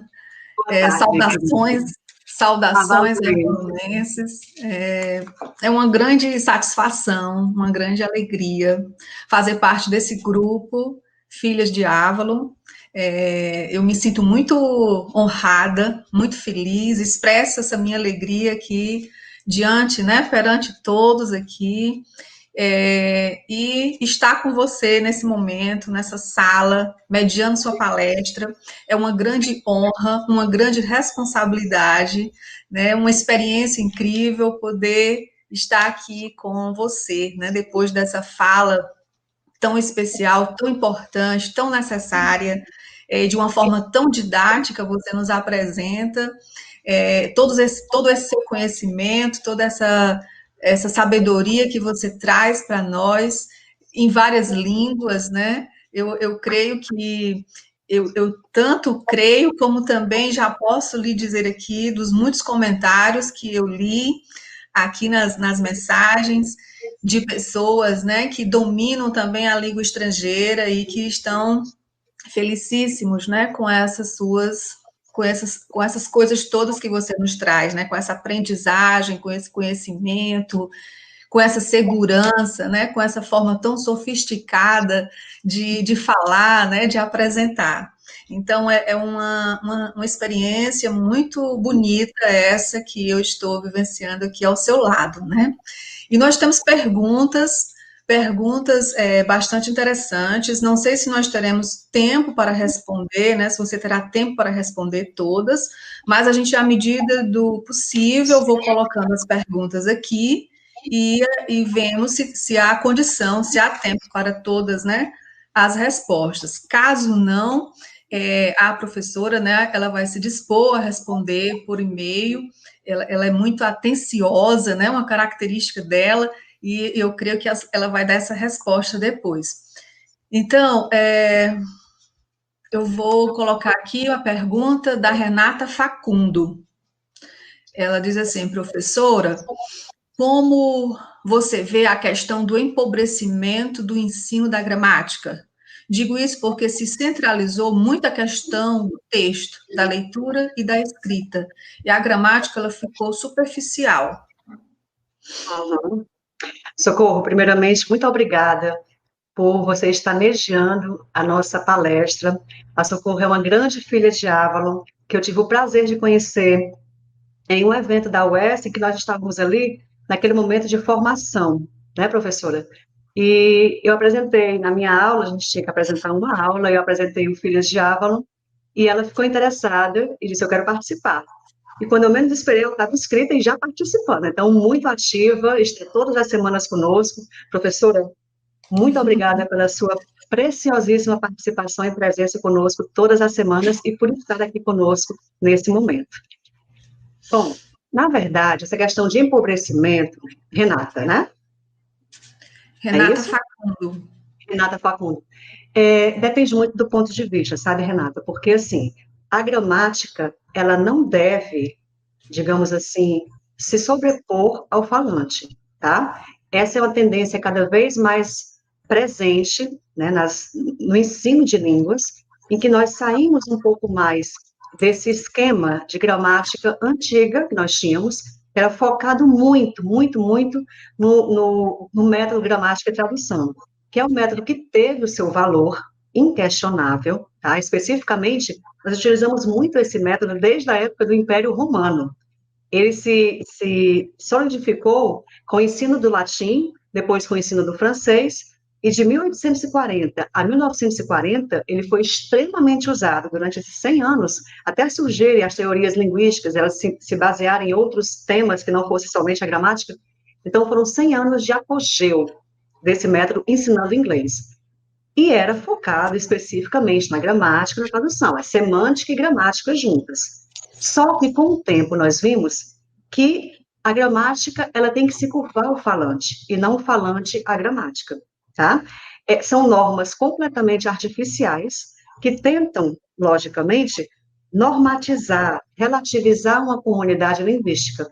É interessante que nós todos respeitemos certas leis, mas que não sejamos tão dominados por ela, que é a chamada gramática normativa, né, que é uma gramática que já está muito utilizada, muito estudada, bastante estudada, mas está desfocada da nossa realidade. Então, assim, por exemplo, o que importa hoje é que o sujeito possa comunicar-se.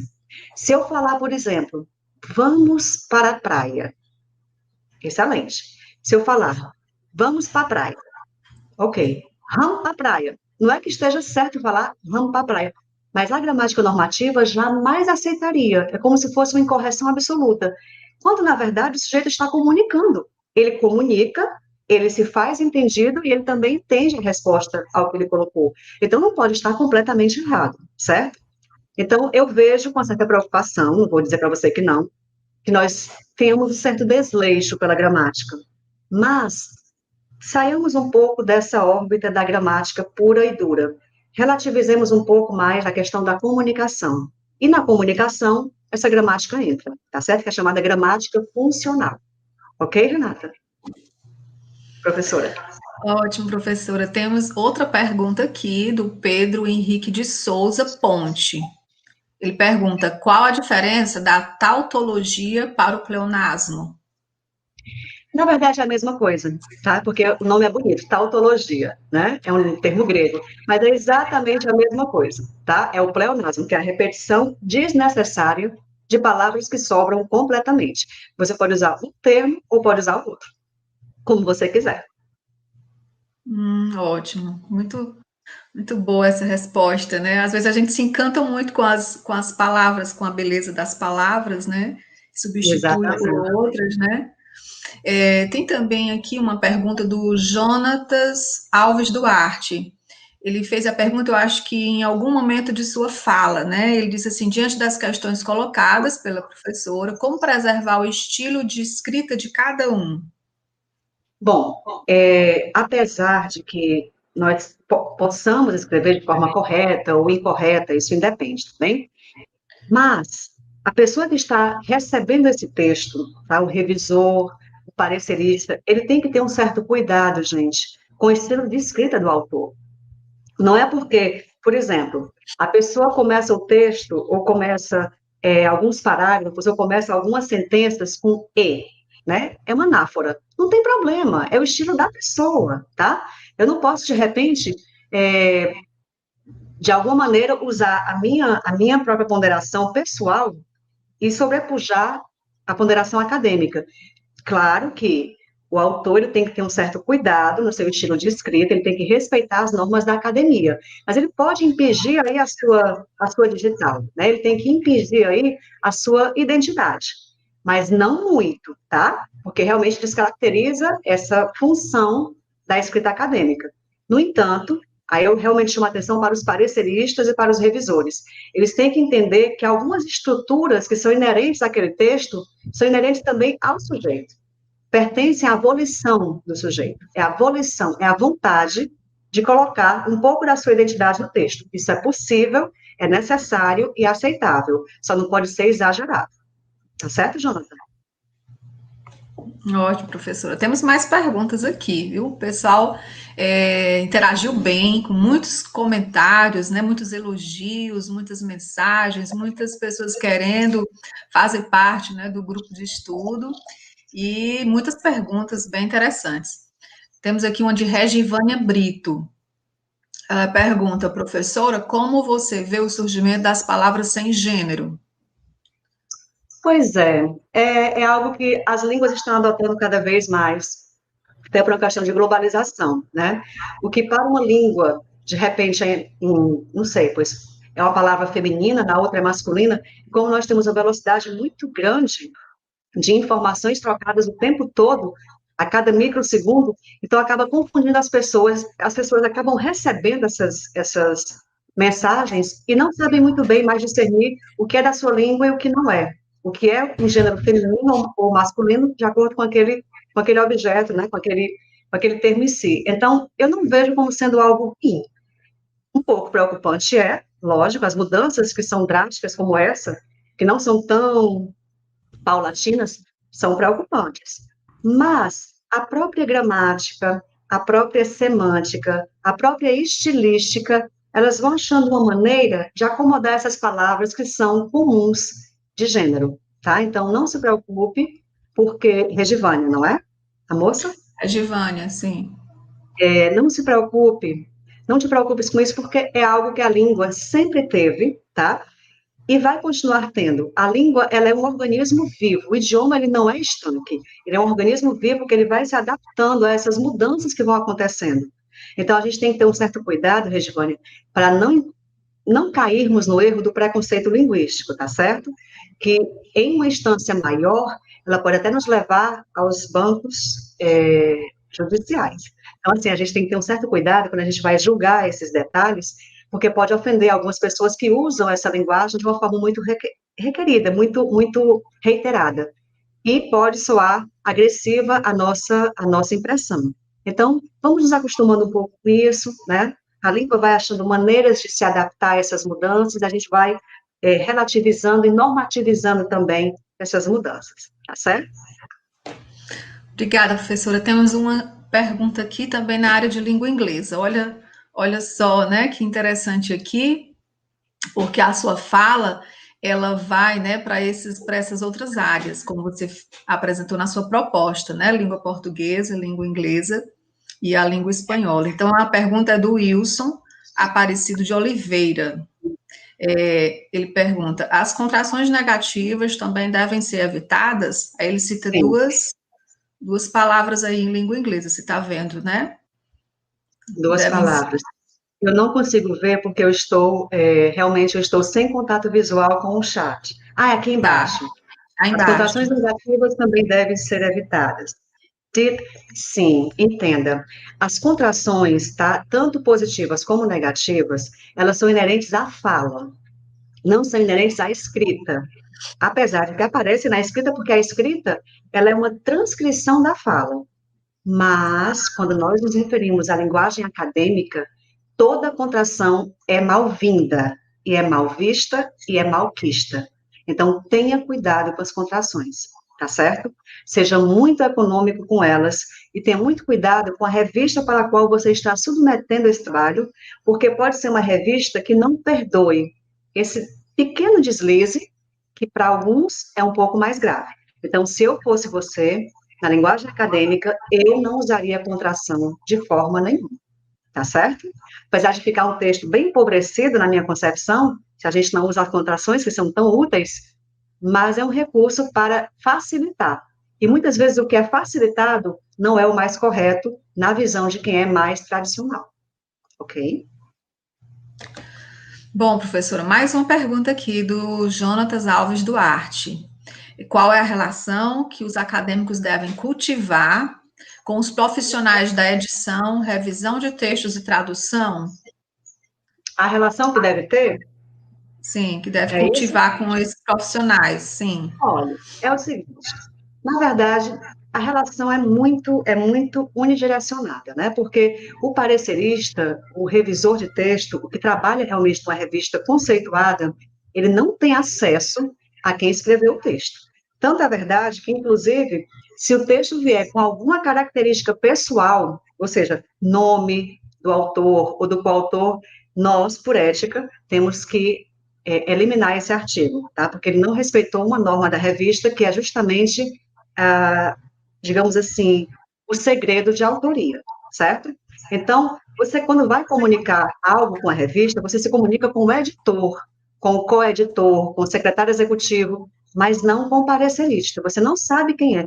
O parecerista não sabe quem você é e a relação é recíproca, tá certo? Por exemplo, quando eu sou parecerista, eu jamais sei quem está escrevendo. E se eu identifico, por uma questão de ética, se eu identifico o autor ou autora, eu nego receber esse artigo. Eu não vou dizer que ele vai ser eliminado, de forma nenhuma. Mas eu não vou revisar porque eu conheço aquela pessoa, ou porque eu vi aquele nome, tá? Então, a ligação que você tem com as revistas é via editor. Eles leem, eles respondem, tá? Eles são bem atenciosos, uns mais do que outros. Mas, realmente, nós não temos acesso às pessoas que trabalham especificamente na correção dos nossos trabalhos. Ok, professora. Então, passando para outra pergunta aqui da Juliana Mascarenhas. Essa pergunta, professora, diz respeito àquela observação que você fez sobre o fio condutor. E aí ela diz assim: o correto seria o fio o nome do material, e não a propriedade de condução. Ela é da área de engenharia, a Juliana, né? E eu entendo o fio como um processo de transformação e não uma propriedade. Se puder colocar a pergunta aqui para a professora ler melhor, né? Eu posso Melhor, repetir né? também. Exato. Não, é o seguinte, entenda. Quando eu falo fio condutor, eu não estou falando de algo estático, tá? Como é para você, na sua área, é diferente. Eu estou falando no campo das ideias, quando a gente fala, por exemplo, na condução de uma ideia para outra. Por exemplo, a política é o fio condutor da vida de Maria, certo? Então, esse fio condutor, eu não estou usando aí a denotação, que é o sentido real da palavra fio condutor. Eu estou usando a conotação, que é algo mais do imaginário, é algo mais do plano, digamos, de abstração.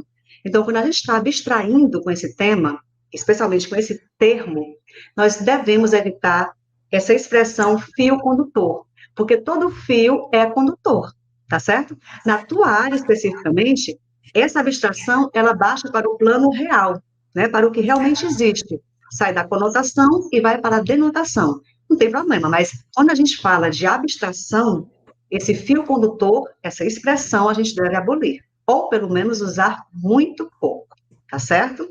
Porque todo fio conduz, tá bem?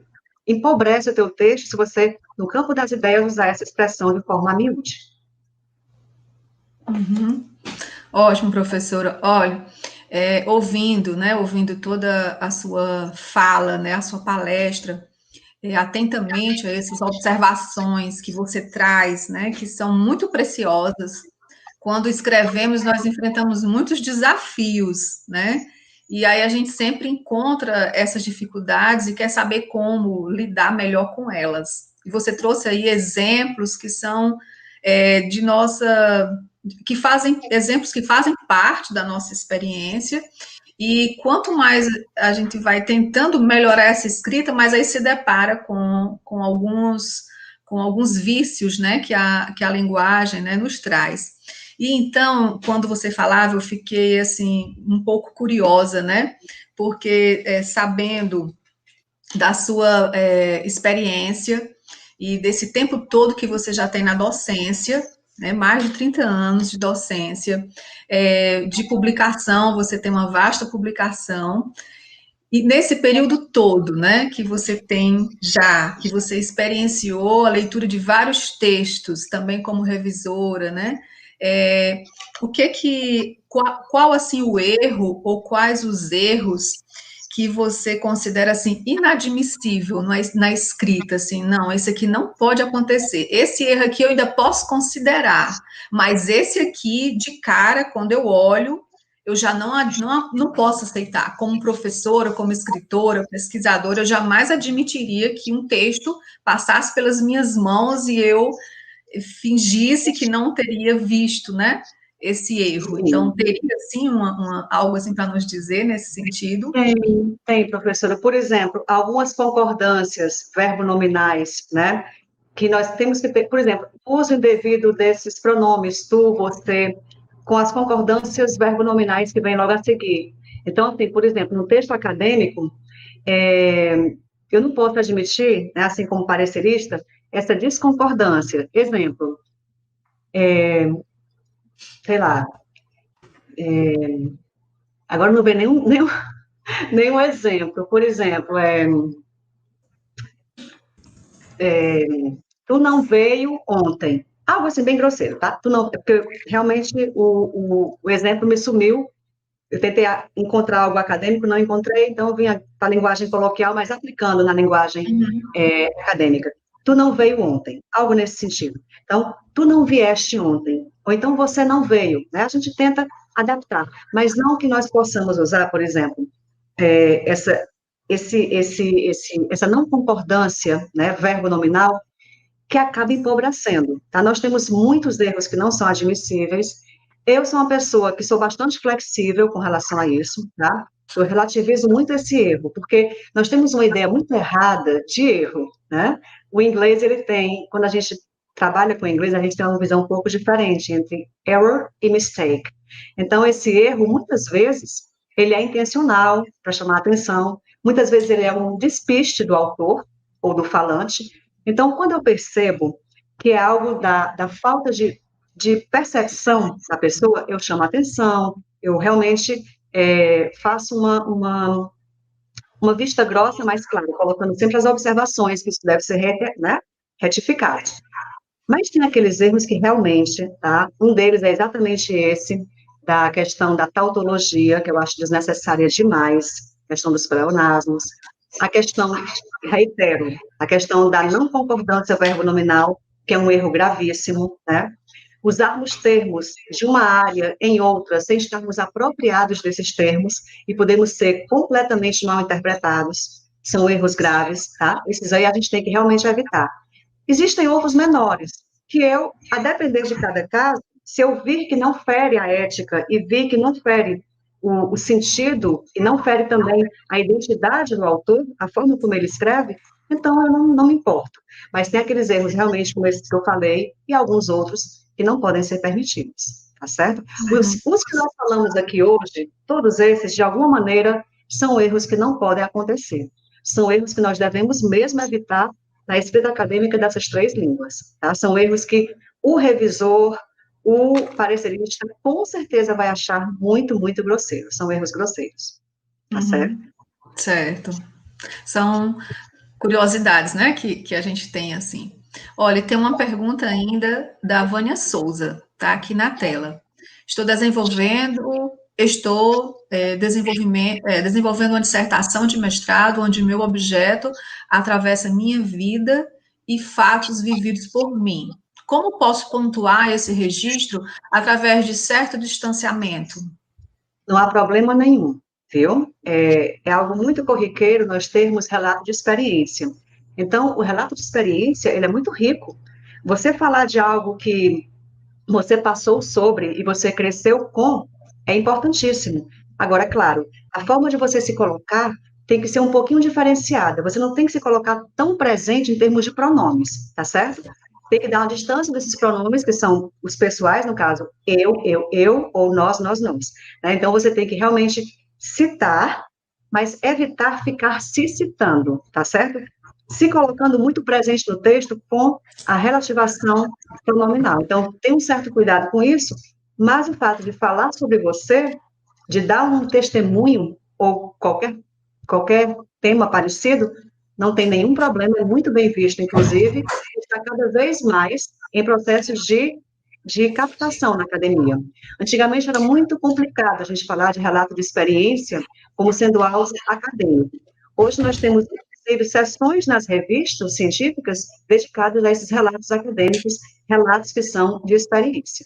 Mas, claro, não se autopromova, não coloque muito essa pronomização, esse eu ou nós muito a miúde, tá certo? Seja um pouquinho econômica nesse sentido, que tudo dá certo. Ah, que bom, professora, você está tirando dúvidas de tantas pessoas e ajudando a tanta gente aqui a se entender melhor, né, com a escrita. Aí nós temos uma última pergunta, porque o nosso tempo já está, né, um pouco avançado, e nós temos a pergunta da Santa Paixão.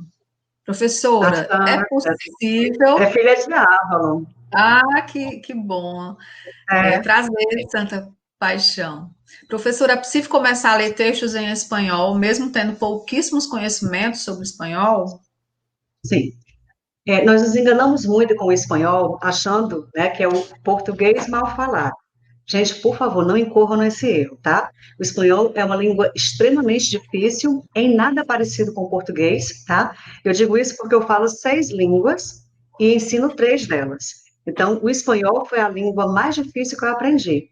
Então, tenha um certo cuidado. As pessoas perguntam, mas você não é espanhola? Sou, mas porque eu morei muitos anos lá e fui como trabalhadora. Então, como trabalhadora, eu tinha visto, né, a permissão de trabalho que me garantiu, depois de 6 renovações, foram muitos anos na Espanha, me conferiram a nacionalidade espanhola. Mas, assim, foi muito laborioso aprender espanhol. As outras 5 línguas que eu falo são todas tranquilas, mas o espanhol é difícil. Pelo menos a minha experiência com o espanhol foi laboriosa, foi bem árdua. O que é que você pode fazer? Nós temos o chamado instrumental. Inglês instrumental, espanhol instrumental, francês instrumental, são, na verdade, ferramentas linguísticas que nós lançamos mão para ler um texto numa língua que nós não dominamos, tá? Então, nós temos algumas técnicas que são ensinadas, Santa, não somente em cursos, mas também, aqui mesmo na internet, nós temos vários vídeos, pelo menos eu vi alguns, né, porque eu também ensino essa disciplina de inglês instrumental, e pode se aplicar a qualquer língua, sendo instrumental. Então, você vai aprender algumas estratégias, algumas ferramentas para decifrar um texto, tá? Vai usar o quê? Os cognatos. O que são os cognatos? São palavras que têm origem no latim e no grego, e se parecem muito àquelas palavras que estão ali no texto, que tem uma ligação com o nosso português. Então, a gente faz uma ligação semântica imediata. Muitas vezes, esse cognato, ele é tal e qual. É como, por exemplo, hospital, que é o hospital, né? Escreve da mesma forma, em português e em inglês. Fala-se de outra forma, mas isso não importa, a gente está lendo, o que importa é a leitura. Então, é o chamado cognato transparente. Já tem outras palavras que são falsos cognatos, que são as que pegam a gente, né, nas viradas das provas. Por exemplo, color, que é C-O-L-L-A-R, que é colarinho, não é colar, certo? É como, por exemplo, nós temos vários e vários exemplos. É como parents, não são parentes. Os parentes são relatives, são os relativos, né? Parents são os pais. Então, se eu fosse você, Santa, eu procuraria alguns tutoriais que ensinam direitinho essas ferramentas, tá certo? Temos essa técnica dos cognatos, temos também o close, que é uma técnica interessante, que é o texto vazado, né, que você deve ter visto muito isso nos cursos de inglês. Nós temos o skimming, o scanning, que são técnicas de captura de informação do texto, tá, de forma globalizada ou de forma muito cirúrgica, muito pontual. Temos vários, eu posso depois passar para você e para quem se interessar, algumas dessas técnicas, tá bem? Ô, professora, para a gente não deixar ninguém sem ser atendido, né, vamos colocar mais uma perguntinha aqui. Essa pergunta é do Wilson Aparecido de Oliveira. A repetição de conectivos em língua portuguesa pode denotar um empobrecimento linguístico? Com certeza. Nós temos outros recursos, tá? Inclusive, se você vai usar muito conectivo, encurte um pouco mais as suas frases, os seus períodos, as suas orações, os seus parágrafos, cortando a ideia em blocos menores, tá? Para você não usar tanto esses conectivos que pode dar a impressão de que é uma marca registrada da identidade do autor, mas se for um texto literário, se for um texto acadêmico, demonstra exatamente o contrário. É o empobrecimento linguístico daquele autor. Eu, se fosse você, Wilson, né? Wilson? Uhum. Se fosse você, Wilson, não usaria, tá? Ou pelo menos eu usaria com muita cautela, porque os conectivos, apesar de fazerem uma coesão no texto como um todo, se usados em abundância, eles têm um efeito rebote, é o efeito contrário. Então, em vez de enriquecer a tua escrita, eles vão empobrecer, tá certo? Ótimo, você está nos ajudando muito, professora. Olha, as perguntas não param de chegar aqui. Então, essa tem que ser a última mesmo, porque tem uma programação logo mais, né, dando continuidade à jornada. E aí nós temos uma pergunta do Almiro Bani. Professora, na questão da identidade da escrita enquanto brasileiro em relação a revistas lusófonas, preciso procurar uma escrita neutra, evitando determinadas palavras usadas só no Brasil? É bom. Quando a gente vai escrever para uma outra revista, quando eu falo outra revista, é saindo do nosso perímetro brasileiro, né? Se a gente vai escrever para uma revista, por exemplo, angolana, ou uma revista portuguesa, ou uma revista de um país onde o português é falado. Se você não domina aquela variante falada do português naquele país, naquela comunidade, não se atreva a escrever sem ter um certo cuidado, tá certo? De usar algumas palavras. Por quê? Porque algumas palavras, elas podem ter um sentido completamente adverso se utilizadas em outro contexto, mesmo por falantes de português, não importa, mas em outro contexto, né? Um contexto lusófono diferente do nosso. Então, isso acontece conosco, acontece com qualquer outra língua que tenha tido nas suas origens, ou no seu passado remoto ou recente, não importa, a questão da metrópole e das colônias. Isso é muito comum. Por mais que nós estejamos descolonizados, pelo menos em teoria, né, gente? Descolonizados, essa questão da língua ainda é muito colonizada, tá? Ainda está muito colonizada. Nós temos que ter um certo cuidado quando vamos escrever para revistas pontuais, que nós não temos acesso àquela cultura, então nós temos que ter muito cuidado nas palavras que nós escolhemos, nesse campo semântico escolhido para trabalhar o texto que nós estamos trabalhando numa revista X. Tá? Eu realmente tenho muito cuidado quando vou escrever para outros países que falam, né, que tem aquela língua em comum comigo, mas que não são do meu próprio trunfo, tá certo? Então, realmente eu tenho muito cuidado para não cair em preconceito linguístico por algumas pessoas, mas principalmente por ser mal entendida academicamente por muitas outras. Professora, eram estas, né, as perguntas. Uma tarde com muito conhecimento, né? Estamos aqui muito felizes com esse primeiro momento, né, da jornada. Muito obrigada. Obrigadíssima. Uma intermediação. Parabéns, professoras. Foi um momento muito interessante, né, da nossa jornada, uma abertura espetacular. Obrigada. E agora, então, a gente pede, né, para vocês, as professoras, fazerem aí os seus últimos comentários, né, as suas considerações finais para a gente seguir. Começo pela professora Socorro. Olha, é sempre muito bom ouvir a professora Ilis. E eu a conheci antes daquela apresentação lá na UES. Ela não sabe, mas aqui eu digo que eu estava num evento em Teresina, e num evento sobre Eros, e ela fez uma apresentação belíssima. E desde aquele dia eu parece que fiquei atrás dessa mulher, né? Porque não sabia que estava assim tão perto de mim. Tão perto de mim, né, FECLES, que eu sou aqui da FECLI, estamos na UES, então foi a primeira vez que eu vi sua fala, ao lado da professora Fabiana, que nós fomos colegas na graduação.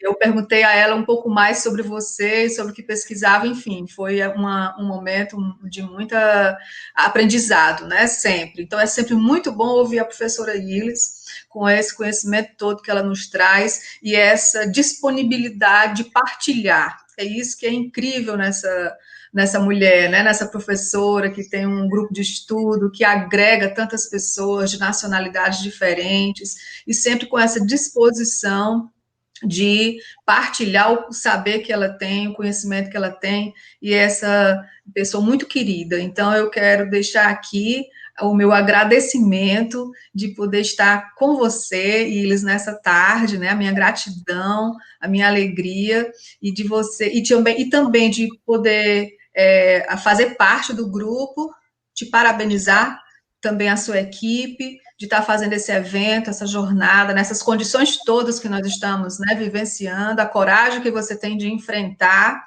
e um evento muito bem organizado, acompanhando aí há alguns dias, né, todo esse trabalho que vocês estão tendo e tentando mostrar da melhor forma possível todas essas experiências com esses grandes profissionais que vão passar aqui conosco durante esses 3 dias.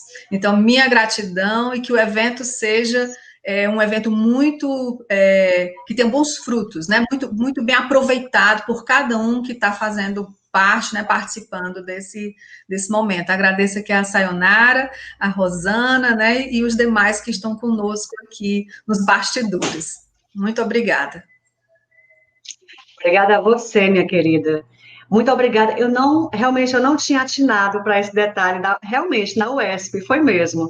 Ali nós presidimos uma mesa que falava sobre a questão do eros, né, a questão do amor erótico, visto por pessoas de diversas religiões, no caso, as pessoas que estavam ali na mesa. Foi muito interessante, estendeu-se, também como agora, estendeu-se bastante, mas foi um debate muito rico. Muito obrigada por me lembrar. Eu agora realmente estou lembrando de você. Eu sabia que eu te conhecia de outro lugar, exatamente daí.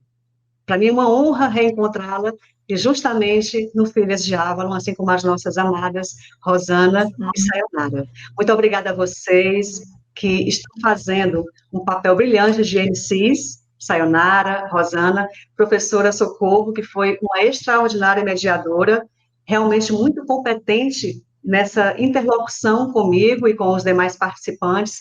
Muito obrigada a todos os que estão atrás, nos bastidores, organizando tudo para que nós possamos ter uma transmissão tão limpa e tão linda. Muito obrigada. Obrigada a todas e todos que estão aqui, os que vão assistir depois, os que estão interagindo conosco, os que não puderam interagir por uma razão ou outra. Muito obrigada. Thank you very much. Muitas gracias. Saudações avalonenses e até a próxima oportunidade.